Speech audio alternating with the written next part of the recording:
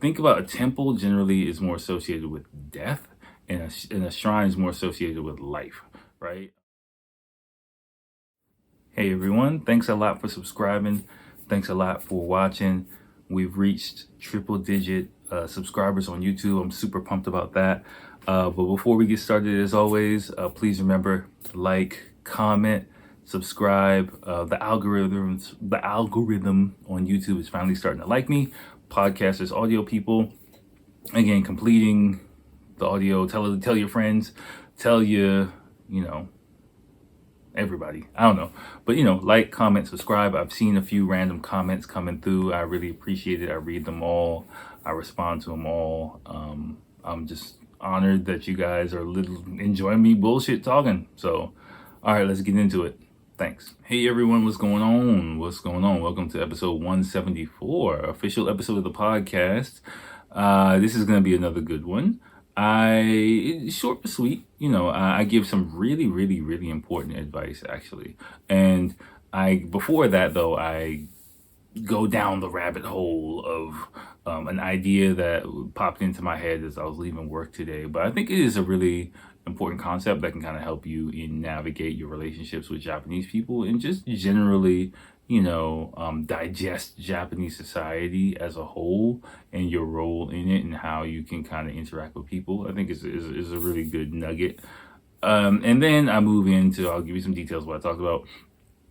Religious kind of, not religious stuff, religious stuff, but religious ceremonies and temples and shrines, which is, which might seem like same or similar things on the surface, but how to pray at a temple or a shrine is a very, very important thing that you need to know. So I break it down the way it needs to be broken down, and you can again learn from my follies of the past and not make some of the mistakes that I've made in your religious expeditions or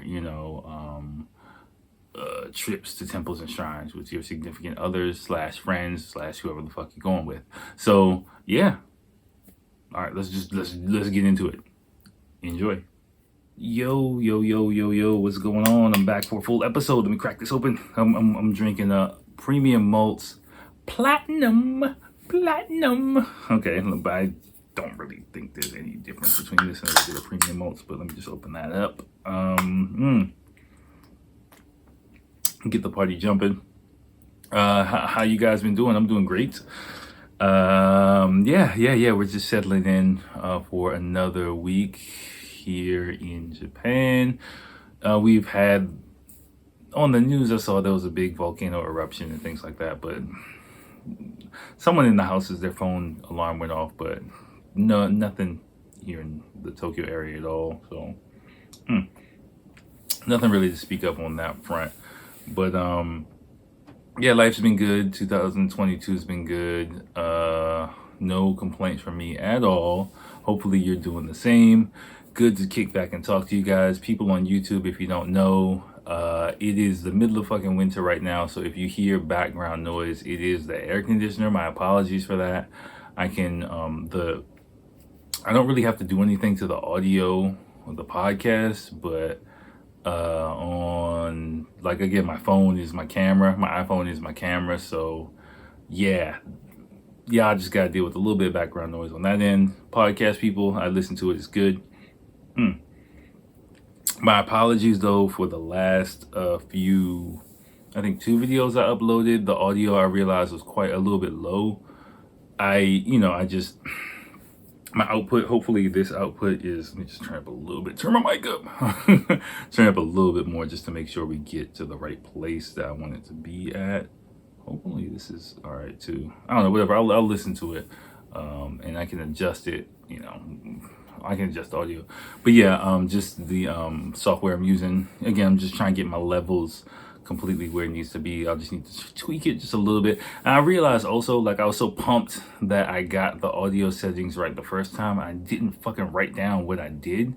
So I gotta try and remember it and write it down next time so I can get it right every time.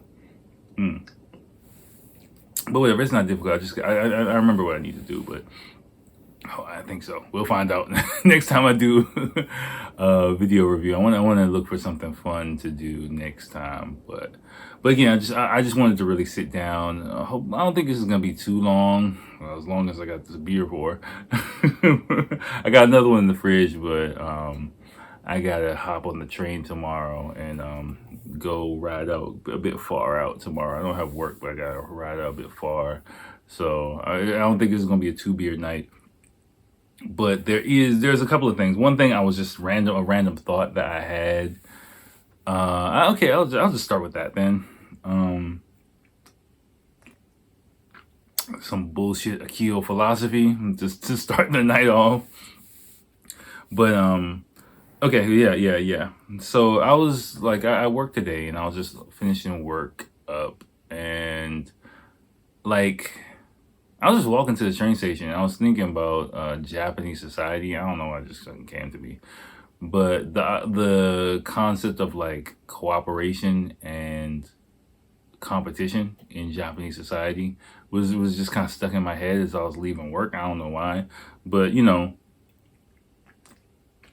the fact that let me try and put this down next to the computer. Hopefully, just stay. Okay. Just the fact that fucking competition is really centered to life in the West. Especially I'll just say America. I don't know. I can't summarize all countries that way, but I would say like Americans do thrive on competition. We feel like the cream rises to the top, if you will, and we just compete so fucking much with each other, and that's kind of how we're raised really to kind of fight, or I'd say in my area, let me say that. I don't know about the West Coast, or no, I'll say that's a general blanket statement I can make about American society. Is the belief that steel sharpens steel, and competition is the way that we make ourselves better, but which is true in some aspects, but I think we take it too far in our everyday life. Just going back in America, watching people, this isn't American bashing, but it's just like an observation about my home country. That fuck, wow, I'm going in deep like so early. What the fuck is going on? Normally I ease my way into this shit, but all right. Well, oh yeah, I gotta get to bed. So, but yeah, so the fact that in American society we really, like I can't. Maybe I've told this story before, but I noticed it. I think my first or second trip back to America, and when I used to eat McDonald's, like I haven't eaten McDonald's in over 10 years, but maybe about 10 years. I haven't eaten McDonald's about 10 years, I'd say. But like I remember I went into a McDonald's, and kind of hood McDonald's, which it's fine. But like I went to McDonald's and I ordered some shit, and the cashier was just like, I was getting my change, and she was like, well, we don't got no pennies, so sorry, too bad for you, or something like to that effect. And if I was like, it was like 1 penny that she was short. And if like, I remember thinking like, I was thinking for a second like, huh, because I looked at her and just laughed at her, and I was just like, what the fuck are you talking about? Because it was clear to me that she was like, we don't have any pennies, and don't try to argue with me on this point. And I was like, just like, why would I argue with you over a penny? Because I kind of become acclimated to life in Japan at this point, but I'm not really that type of person generally anyway. But I just kind of clearly had an aha moment, like, yeah, maybe like several years ago, I would be sitting here arguing with this young lady about my penny for my fucking whatever the fuck I ordered from McDonald's. But I was just like, why would I waste that energy? And why would you be so, have your dukes up ready to not literally fight me, but, go tooth and nail with me over a fucking penny? It was just kind of weird. So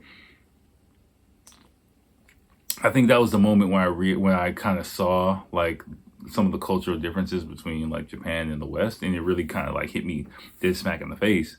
And ever since then, like, every time I go back to America, the fact that, of course I knew I have to be much more on guard than I am here in Japan. But it's just very striking that how much, like, in everyday life, just looking around, people, like, arguing, ready to go tooth and nail scrap with each other over the dumbest shit. Like, I'm just like,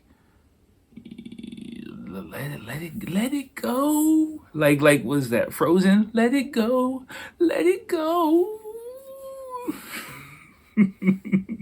Something. The rain again. No, that's not the shit at all.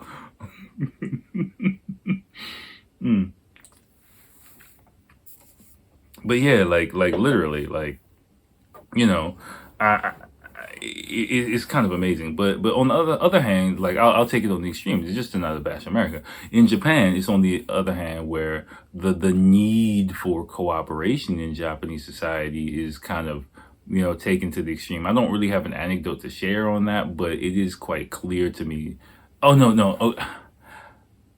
Oh, is that the need for cooperation?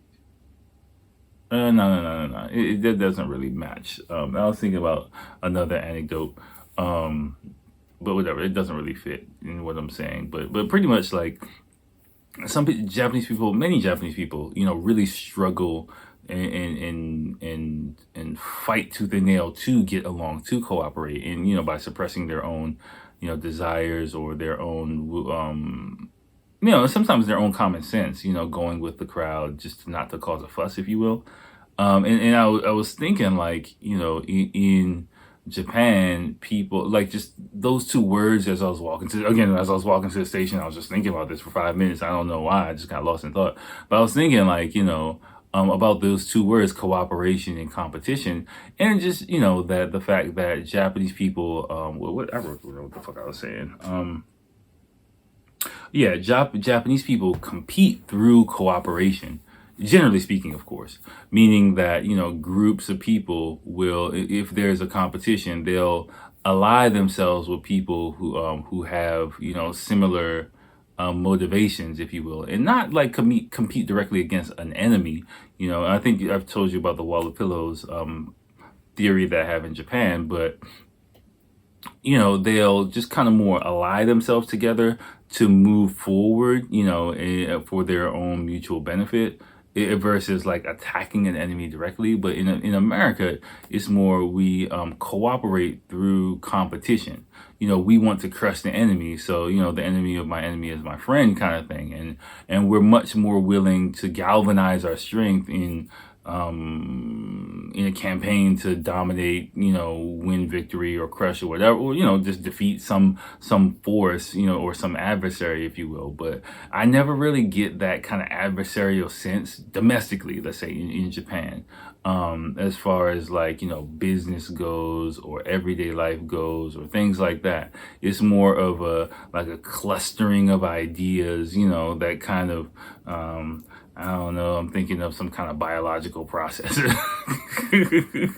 Two atoms sticking together or some shit like that. Like, it's kind of more like that. Not really like a kind of thrust forward. Oh, fuck, I forgot to message someone. Okay, I just realized something. I forgot to message my mentor. I gotta do that tomorrow. Sorry, I hit the mic stand. But yeah, like, that was kind of a really interesting kind of thought thread that I had earlier today. And how that can be useful to you, hopefully, is just coming to Japan, just being aware of this, that, you got to kind of get along with people, and, pushing your ideas, or kind of trying to move the crowd forward on your own, doesn't really work as effectively as you think it might, or like having, pitting yourself against another force, even if it's like people that you're aligned in ideals with, and you're like, yeah, fuck those guys, let's go get them. I mean, if you're talking like a drunken street fight or something like that, hey, do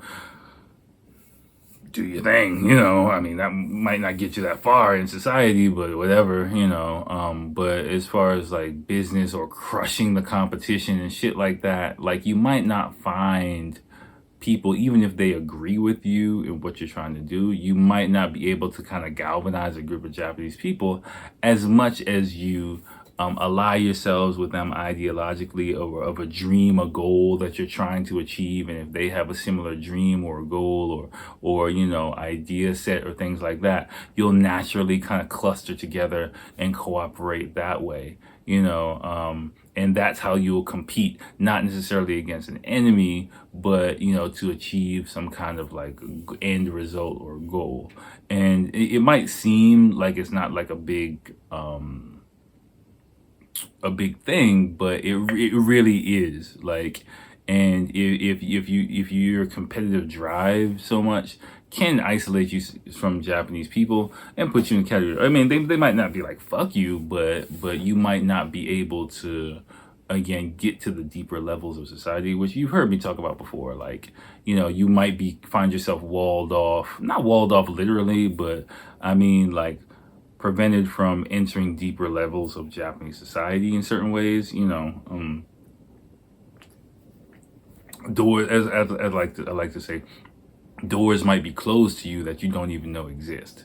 It's kind of how I like to say it. I mean, but again, it depends on the person, because you might be able. I was listening to an interview for a dude. I'm not really going to include it in the podcast just because, like, no, not knocking this dude.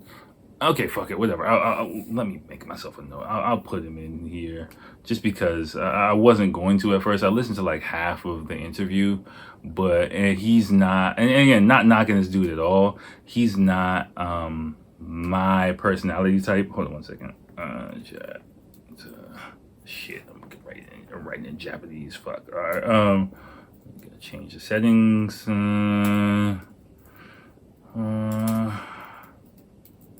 One second.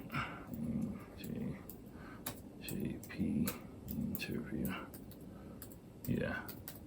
IT dude. Okay. All right. I'll put that in later. Yeah. But I'm not knocking this dude, and you'll be hard pressed to find me really like knocking another black person on the open platform. But we're not. Like, I didn't really want to. I was thinking maybe I'll talk about it because the headline was kind of sexy, or the title was kind of sexy. But listening to it, I realized like he's a very different person than me, and his personality, his mindset. I mean, he's very driven. I'm more of like a kind of creative and like in the wind kind of guy. I mean, I'm not knocking him at all, but I'm sure if you listen to him, he's very driven, very focused on his goals, and I don't know, I get the feeling about him like he sees people more as a means to an end. That's how I would kind of summarize him.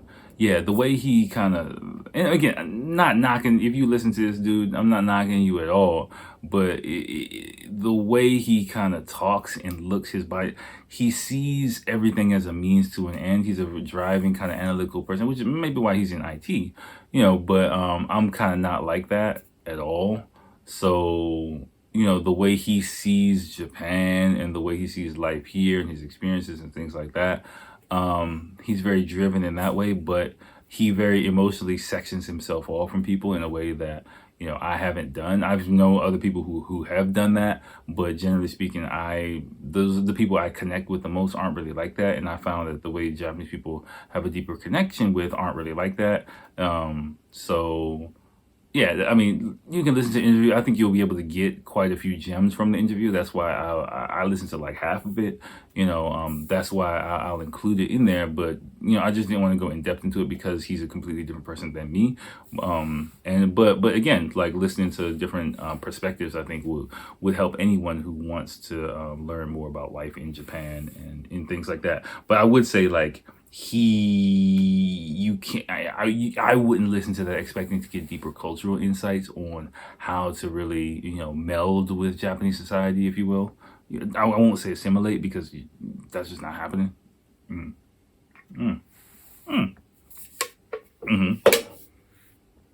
Shit, that was loud. Sorry about that. All right, I gotta put this shit on the floor. Let me put this somewhere else because every time I put this down, this is just making a goddamn noise. All right, now just. Okay, fuck. Okay, stay there. Okay, all right. So now let's kind of get to the main thing that I wanted to talk about, because I was in a lesson the other day, and something that's really simple, but never really gets talked about, and no one will really explicit. You might be hard pressed. You might be hard pressed to get someone to actually show you how to do this and explain to you how to do this, and this is really important. And even not all Japanese people understand this thing, so we're gonna get into it. So, if you go to a temple or a shrine in Japan and you pray there,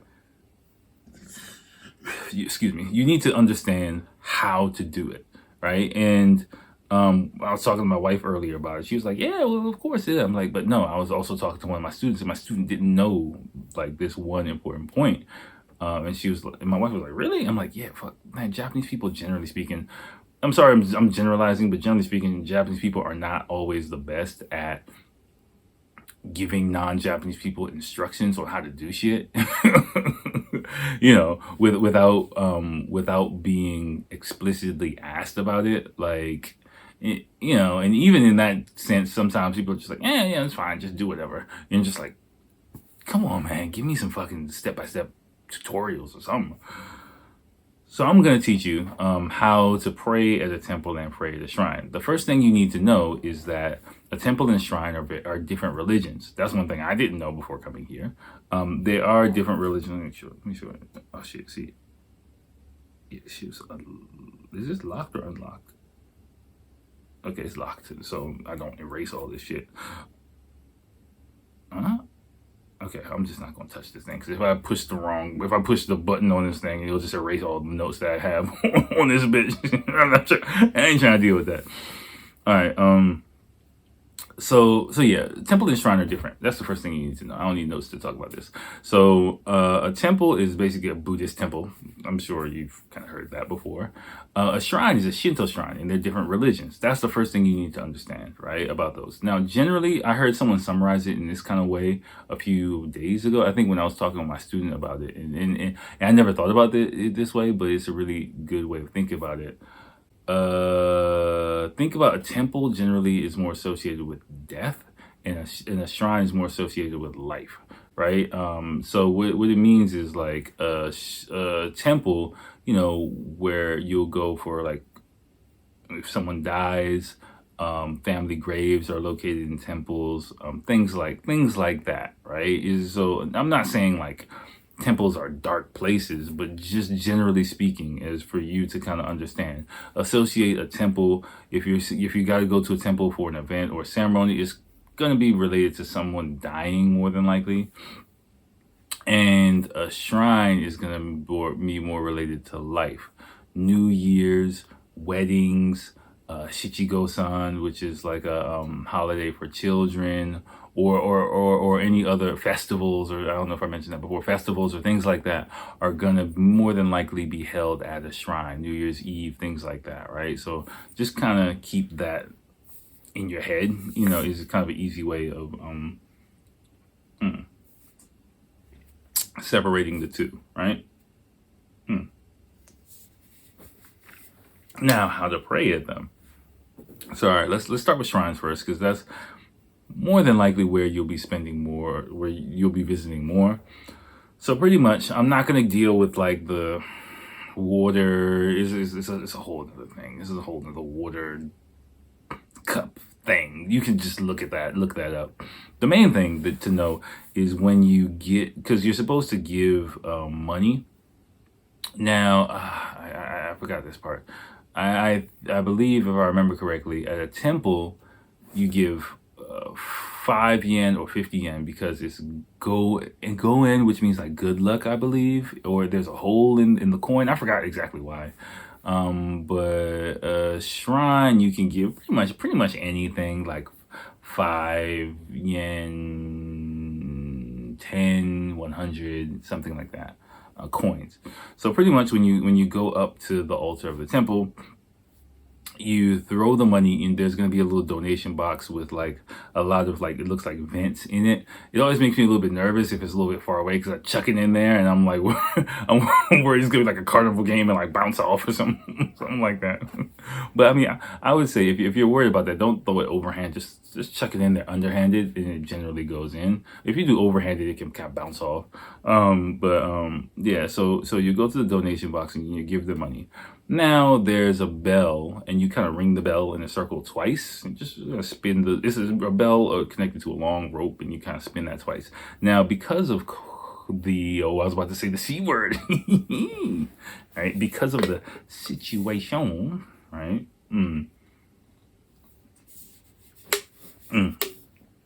Because of the current situation that we're in, many shrines have been taking away the bells. So, like, when I went to pray at the shrine for New Year's, there wasn't a bell there. So if there is a bell in the future, you ring the bell twice. The rope, like me, when I do it, and I see Japanese people, I don't really like ring the bell like forwards and backwards. I kind of swing it around in like a circular motion, if you will, like vertically in like a circular motion, and then that kind of makes the bell ring the way you're supposed to do it. Just spin it around twice. You just watch what other people are doing, and you'll do it. Then you bow one time. Excuse me. Then you're supposed to clap twice. Right? Yeah, I'm sorry. It's late at night. I'm trying not to clap too loud.